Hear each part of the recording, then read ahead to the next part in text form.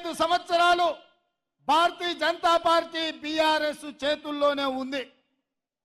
ఆల నరేంద్ర నుంచి మొదలు పెడితే కొత్త ప్రభాకర్ రెడ్డి వరకు 25 సంవత్సరాలు పార్లమెంట్లో బీఆర్ఎస్ వాళ్ళు బీజేపీ వాళ్ళే ఉన్నారు.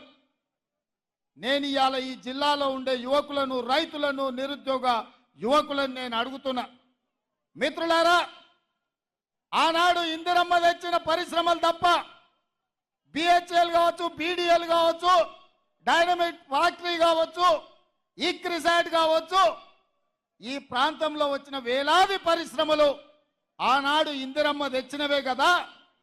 10 ఏళ్ళు ఈ ప్రాంతంలో ముఖ్యమంత్రిగా ఉన్న చంద్రశేఖరరావు ఆర్థిక మంత్రిగా, ఆరోగ్య శాఖ మంత్రిగా, వివిధ శాఖల మంత్రులుగా ఉన్న ఆయన అల్లుడు హరీష్ రావు గారి మెదక్ ప్రాంతానికి ఏమన్నా తీసుకొచ్చిందా అని నేను అడుగుతున్నా.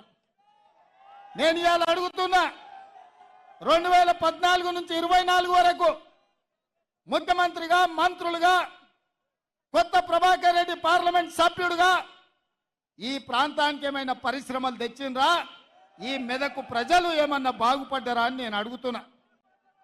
మరి ఇవాళ మళ్ళీ సిగ్గు లేకుండా బీజేపీ వాళ్ళు, బీఆర్ఎస్ వాళ్ళు వచ్చి మాకు ఓట్లు వేయండి, మేము ఎలగబెడతాం, మీ ఆకిలి అలుకుతాం, మీకు ముగ్గులేస్తాం, మీ ఇల్లు చక్కదిద్దుతామని అబద్ధాల మాటలతో బయలుదేరి నేను అడుగుతున్న మెదకు పార్లమెంట్ సభ్యుణ్ణి, మెదకు బీజేపీ నుంచి నిలబడుతున్నా రఘునందన్ రావు నేను అడుగుతున్నా, దుబ్బాకలో నువ్వు చెప్పినావు కదా ఎమ్మెల్యేగా గెలిపిస్తే నరేంద్ర మోడీతో కొట్లాడి 1000 కోట్ల రూపాయలు తీసుకొచ్చి దుబ్బాకను అభివృద్ధి చేస్తాను కదా. మేమందరం దుబ్బాకకు బస్సులు వేసుకొని వస్తాం, నువ్వు తెచ్చిన నిధులేందో, నరేంద్ర మోడీ ఇచ్చిన పరిశ్రమలేందో దుబ్బాకలో నాకు చూపించమని నేను అడుగుతున్నా. ఇవాళ ఎమ్మెల్యేగా దుబ్బాకలో అక్కడి ప్రజల్ని, అక్కడి రైతులను వంచిస్తే ఆ ప్రాంత ప్రజలు తిరస్కరించిన రఘునందన్ రావు మళ్ళీ రంగు మార్చి మెదకు పార్లమెంట్లో ఓట్లేయమని అడుగుతున్నాడు. నేను అడుగుతున్న, రఘునందన్ రావుకు ఓటేసి ఒకవేళ ఎంపీ అయితే నరేంద్ర మోడీ ప్రధానమంత్రి కాకుండా చంద్రమండలానికి ఏమైనా రాజు అవుతాడా? ఈ 10 ఏళ్ళు నరేంద్ర మోడీ ప్రధానమంత్రిగా ఉన్నాడు కదా, ఈ మెదకు ప్రాంతానికి ఒక్క పరిశ్రమ అయినా ఇచ్చిండా అని చెప్పి నేను బీజేపీ నాయకులను అడుగుతున్నా. నేను సూటిగా సవాలు విసురుతున్నా. ఇవాళ బీజేపీ బీఆర్ఎస్ వాళ్ళకు మా మిత్రుడు చెప్తున్నాడు, పద్మశాలీల మీద జిఎస్టీ తీసుకొచ్చి ఇవాళ చేనేత పరిశ్రమను కుప్పగూల్చిండు, చిన్న పరిశ్రమలు అన్ని కూడా మూతపడ్డాయి అని చెప్పి ఇక్కడ ఒక నిరుద్యోగ యువకుడు చెప్తున్నాడు. నేను అడుగుతున్నా, నరేంద్ర మోడీ ప్రధానమంత్రిగా 10 ఏళ్ళు ఉన్నాడు, ఈ కల్వకుంట్ల చంద్రశేఖరరావు రాష్ట్ర ముఖ్యమంత్రిగా 10 ఏళ్ళు ఉన్నాడు, ఈ తన్నీరు హరీష్ రావు 10 ఏళ్ళు రాష్ట్ర మంత్రిగా ఉన్నాడు.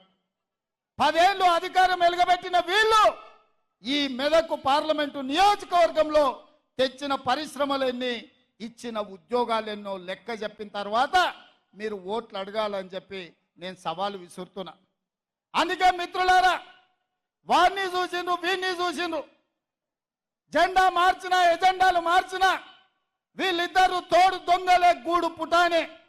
అయితే వాడు కాకపోతే వీడు ఈ మెదకును బట్టి పీడిస్తున్నారు తప్ప ఇందిరమ్మ కాలంలో తెచ్చిన పరిశ్రమలు ఇవాళ లక్షలాది మందికి ఉద్యోగ ఉపాధి అవకాశాలు వచ్చినాయి తప్ప ఇవాళ వాళ్ళ వల్ల అయ్యిందేం లేదు. నేను గుర్తు చేయదలుచుకున్న ఈ ప్రాంత ప్రజలకు, ఆనాడు పంజాబ్ తీవ్రవాదుల చేతుల్లో తుపాకీ తూటాలకు బలయ్యి చివరి రక్త పట్టు వరకు దారబోసి నేల కొరిగిన ఇందిరమ్మ నేల కొరిగినాడు ఈ మెదకు పార్లమెంటు సభ్యురాలుగానే చివరి శ్వాస వదిలినరు. ఈ సంగతి మరవద్దు మెదకు బిడ్డలు.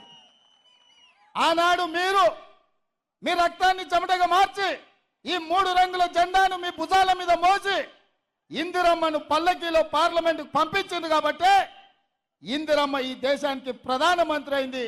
మెదకు జిల్లాకు వేలాది పరిశ్రమలు వచ్చినాయి, లక్షలాది ఉద్యోగాలు వచ్చినాయి, ఈ ప్రాంతం అభివృద్ధి పదం వైపు నడిచింది.